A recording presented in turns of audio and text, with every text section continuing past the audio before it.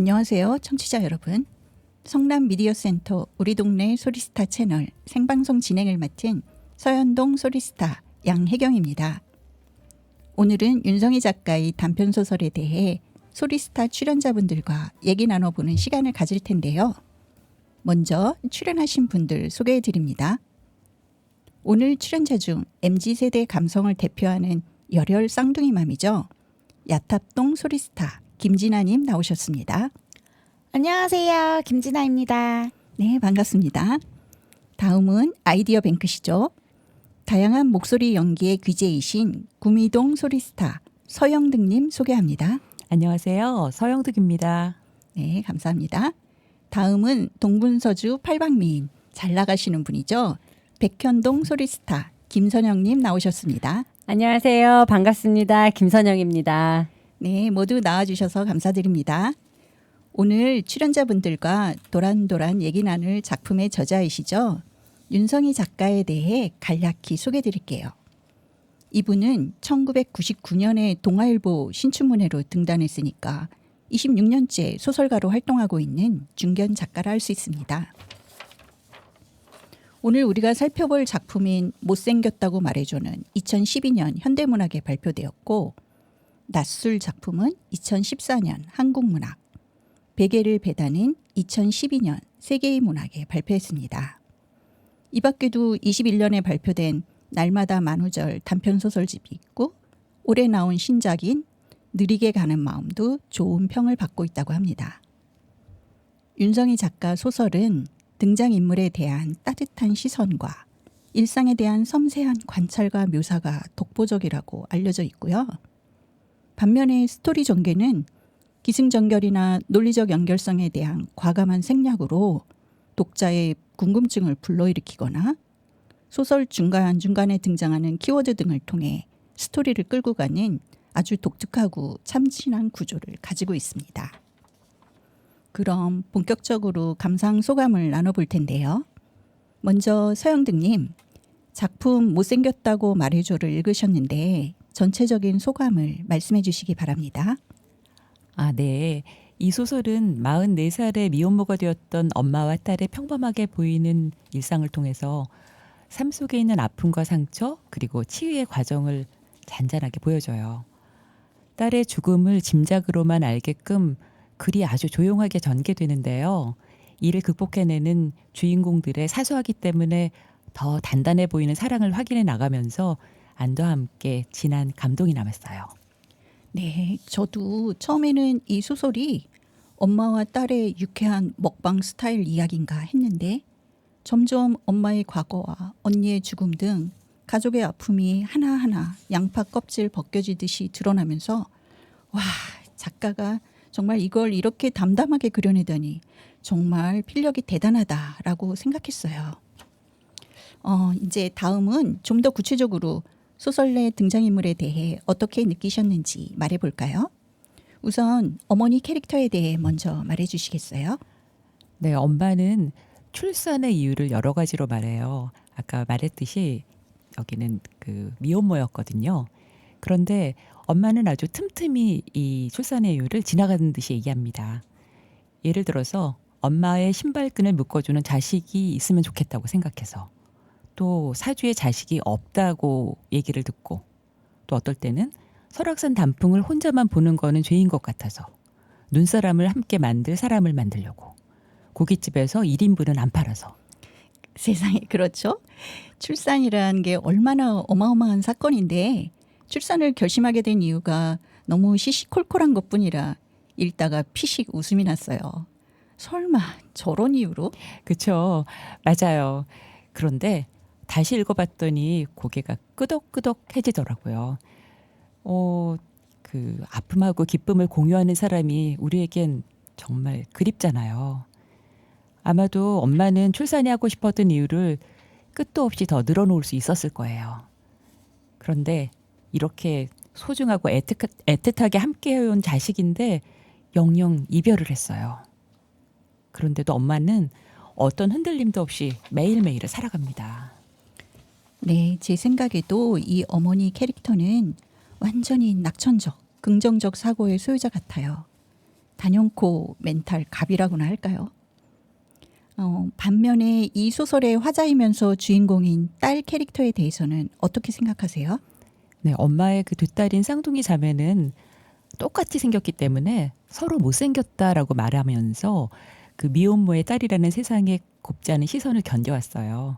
그리고 또 다행히 그 힘으로 반듯하게 자라났어요. 그런데 이제는 정말 듣고 싶은 그 든든한 말, 너 못생겼어 라는 언니의 말을 들을 수도 없고 할 수도 없는 그런 상황이 되었어요. 그래서 동생은 친구 M의 낡은 자동차 뒷좌석에서 회사 도시락을 M과 매일 먹어요. 엄마와 마찬가지로 남겨진 딸도 덤덤하게 매일을 소화해내요. 변화도 없고 특별할 것도 없는 시시한 일상의 반복이야말로 슬픔에 머무르지 않게 하는 최고의 방법이 아닌가 싶습니다. 아, 그렇게 보셨군요. 저는 동생이 발톱 자르고 화분에 묻는다든가 젖은 양말을 우산살에 걸어두는 대목에서는 정말 뜨악했거든요. 물론 작가의 세밀한 묘사의 힘이지만요. 주차장 차 뒷자리에서 점심을 먹는다든지 번호로 커피 끓여 마시는 장면에서도 아, 이 동생 정말 비호감이야 했어요. 동생은 좀 우직한 성품을 갖고 있고 닭다리 3개를 먹을 정도로 왕성한 식욕의 소유자라고 생각해요. 그러고 보니 형부도 마찬가지네요. 이 집안 사람들은 슬픔을 먹는 거로 극복하는 것 같아요. 네, 주인공들은 스스로를 보듬고 나름의 방법으로 따스함을 상대와 나누면서 아픈 상처를 치유해가요. 그런데 그 방법이 일반적이지 않아요. 그래서 더 감동적이기도 하고요.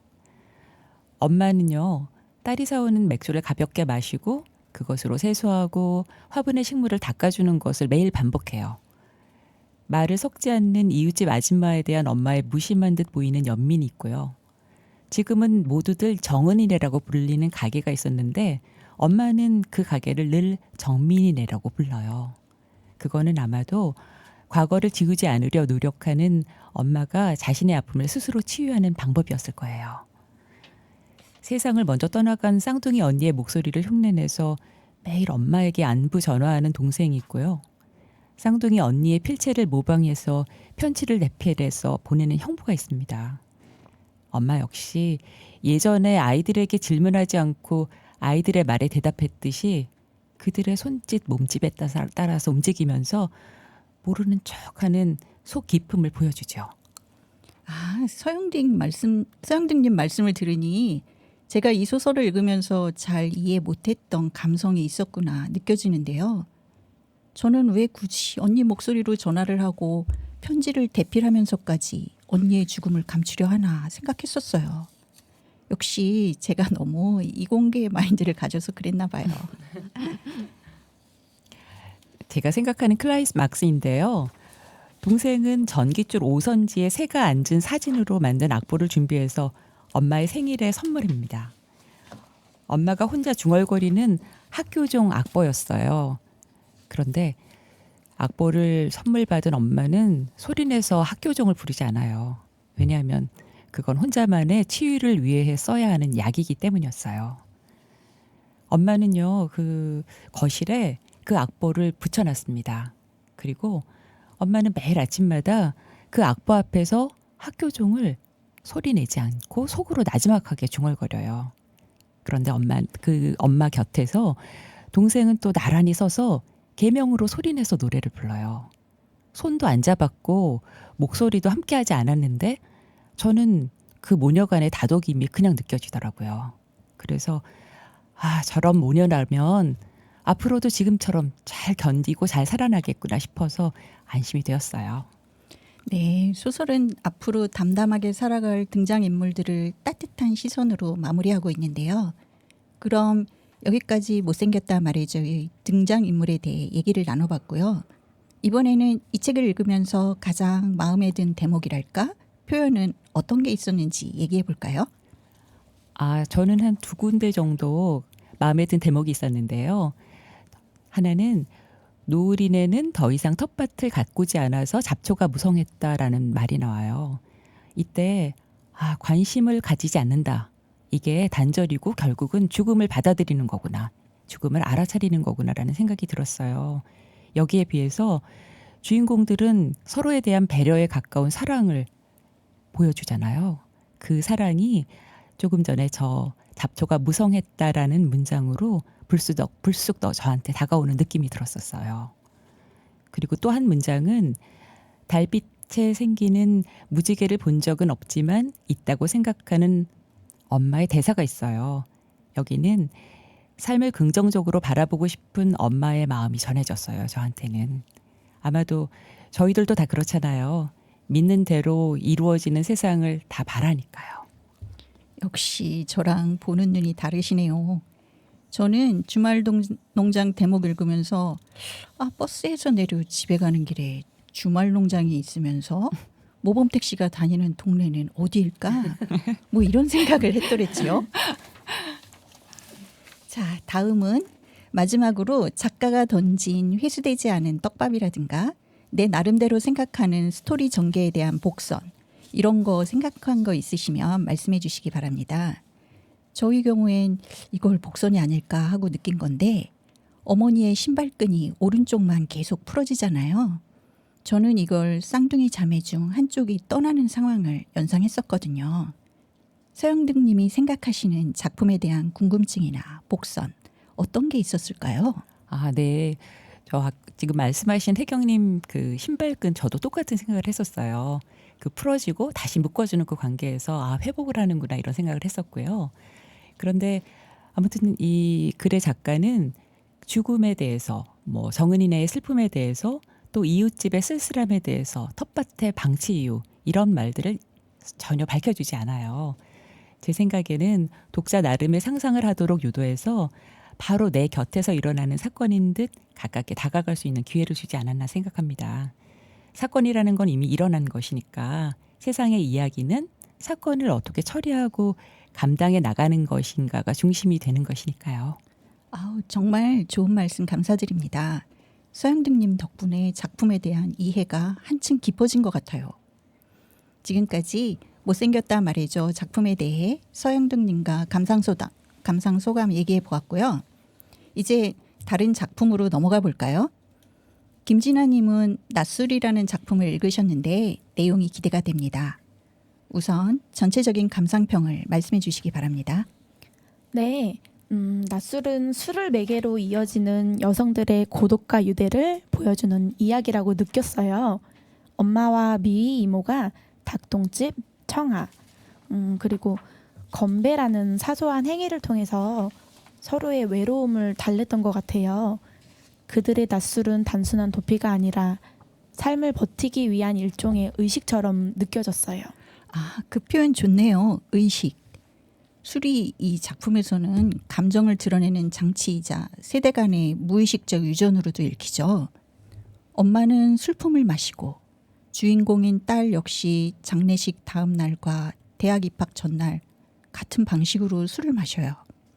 결국 엄마의 외로움을 그대로 물려받은 셈이네요. 네, 그래서 윤성희 작가가 말하고 싶은 건 슬픔을 푸는 방식은 달라도 외로움의 본질은 변하지 않는다는 사실 같아요. 이 이야기에는 눈물이나 격렬한 후회도 없는데 짧은 그 건배 한마디가 사랑과 상실의 자리를 대신 채우는 것 같았어요. 네, 그렇죠. 다음은 좀 더 구체적으로 소설 내 등장인물에 대해 어떻게 느끼셨는지 말씀해 볼까요? 네, 먼저 엄마는 겉으로는 담담하지만 속은 외로움으로 가득한 사람이에요. 감정을 드러내지 못하다 보니까 술을 통해서 마음을 달래고 짧은 건배 의식으로 세상과 연결되는 인물이죠. 저도 엄마가 일상의 외로움을 상징한다고 봤어요. 술은 도피가 아니라 버티기의 상징이고, 건배는 그 엄마가 세상과 이어지는 마지막 끈 같은 느낌이에요. 자, 그럼 미희 이모는 어떻게 생각하세요? 네, 미희 이모는 어떨까 하고 제가 좀 보니까 엄마에게 좀 정서적으로서 이렇게 대리가족 같은 존재로 느껴졌어요. 둘이 낮술을 마시면서 서로의 상처를 부드럽게 어루만져주는 장면이 되게 인상적이었어요. 맞아요. 둘이 술을 같이 마시면서 절친이 되잖아요.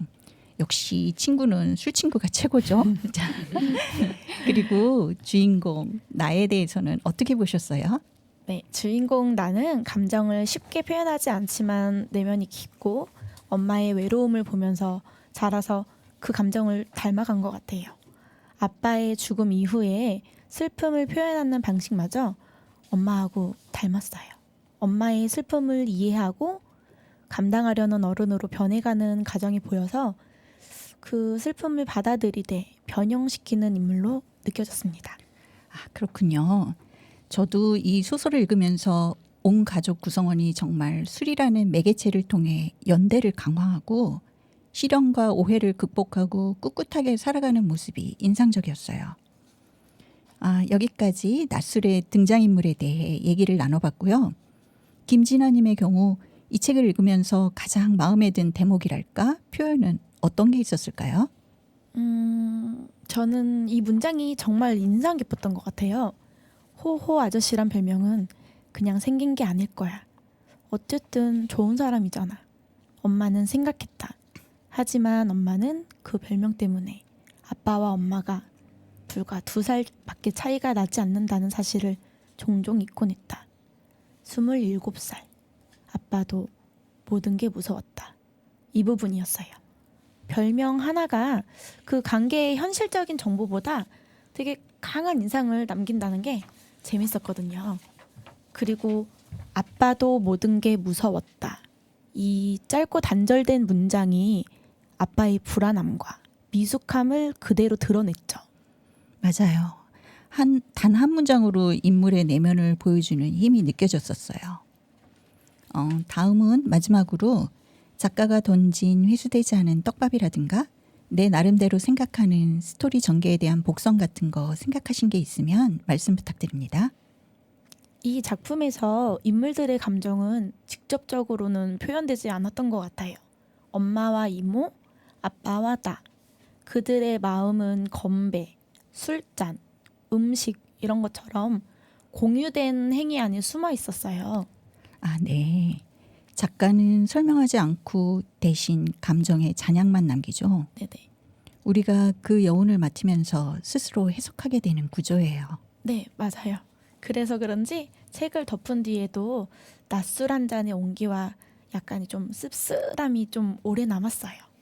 네, 맞아요. 정말 이 가을에 읽기 딱 좋은 책인 것 같아요. 김진아님, 지금까지 좋은 말씀 감사드립니다. 네, 그럼 다음은 김선영 님이 베개를 베다 작품에 대해 말씀을 나눠주시겠습니다. 네, 저는 이 책을 읽으면서 혼자서 많이 생각했는데 만약 오늘 저녁 남편이 퇴근하고 들어와서 우리 이혼하자. 그리고 나는 지금 이 사업을 다 그만두고 엑스트라 단역으로 살겠다. 라고 하면 나 뭐라고 대답해야 되지? 첫 반응이 어떻게 해야 되지? 사실 전 처음 떠오른 말은 미쳤어? 뭐 이런 말들밖에 없었거든요. 근데 이제 이게 베개의 베다의 주인공의 이야기예요. 전 사실 이 책을 읽는 내내 주인공을 포함한 그 포장마차 친구 2명까지 제 생애 비추남들 다 만나고 온 듯한 약간 찝찝한 기분을 느꼈어요. 주인공은 엑스트라를 전문으로 하는 단역 배우고요. 그의 현재 일상 속에 이혼한 전처와 아이와의 회상을 중심으로 이야기가 전개됩니다. 그렇다고 해서 전혀 슬픈 얘기는 아니고요. 윤성희 작가의 특유의 그 유쾌하고 엉뚱한 스토리 전개로 재밌게 단숨에 읽히는 내용이었습니다. 이 두 주인공이 만나는 이야기가 좀 재밌는데요. 주인공과 이혼한 전처의 연애는 다른 많은 곳이 아닌 그 공원 화장실에서 시작돼요. 고등학교 도덕 선생님인 전처가 학교 부임 첫 출근 날이었어요. 아무래도 첫 출근 날이니까 많이 긴장했겠죠. 그러다 보니까 이제 한 정거장 먼저 버스에서 내리고요. 이제 걸음을 재촉해서 공원을 가로질러 가던 중에 갑자기 배가 아픈 거죠. 그래서 화장실에 갔어요. 근데 끝나고 문을 열려고 하는데 문이 열리지 않았고 살려달라고 도와달라고 다급하게 소리치는 그녀 앞에 운명처럼 저의 비추남 주인공이 등장합니다. 그 당시에 이제 주인공은 동생의 등록금으로 포장마차를 차렸다가 망한 뒤에 다이어트를 위해서 공원을 달리고 있었어요. 화장실 문을 열어준 주인공은 아내를 보고 첫눈에 반하고요. 내일 이 자리에 내가 갇혀 있을 테니까 당신이 열어주세요 라고 말합니다. 그때 만약에 이 전처가 그 만남을 피했더라면 이 운명이 없었을 텐데 이제 운명처럼 그 다음 날도 매일 만나게 되고 매일 아침 공원에서 세상에서 가장 부지런한 연애가 시작됩니다. 이렇게 만남에 대해서는 길고 장황하게 이야기가 늘어지고 또 결혼까지 이어지는데 이별의 이유와 과정은 과감하게 생략이 돼요. 이게 아마 윤성희 작가의 특유의 스타일이 아닌가 그런 생각이 들었는데요. 잠깐 나오는 이유라고 나오는 거는 주인공이 어느 날 밤 70살이 된 자신의 모습이 그려지지 않아서 너무 두려워졌고 그 마음을 아내에게 전할 용기가 없어서 갑자기 엑스트라가 되겠다는 헛말이 튀어나오고 그 후 둘은 이혼하는 결말입니다. 그러나 이혼한 뒤에도 아이와 함께 자주 밥을 먹고 집을 장기간 비우고 떠나는 아내를 대신해서 아내의 집에 들려 화분에 물을 주고 예전에 자신이 누웠을 법한 베개에 누우며 아내의 꿈을 꾸는 이야기. 처음엔 사실 엉뚱하다고만 느꼈는데 소설 말미에 사실 나는 뭐 옥수수를 싫어했어. 나는 뭘 좋아했어. 라는 그런 말도 굉장히 자주 나오거든요.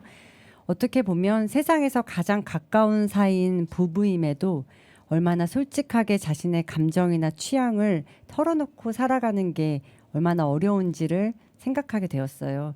그리고 또 함께이지만 여전히 외로운 인간의 본질에 대해서도 곱씹게 되었습니다. 이 책을 읽으면서 가장 마음에 드는 대목을 꼽으라면 저는 단골집에 관한 좀 주인공의 철학이었어요. 어릴 때 자주 가던 단골집이 있어야 나중에 어른이 되었을 때 너그러운 사람이 될 수 있다라는 말이었는데요.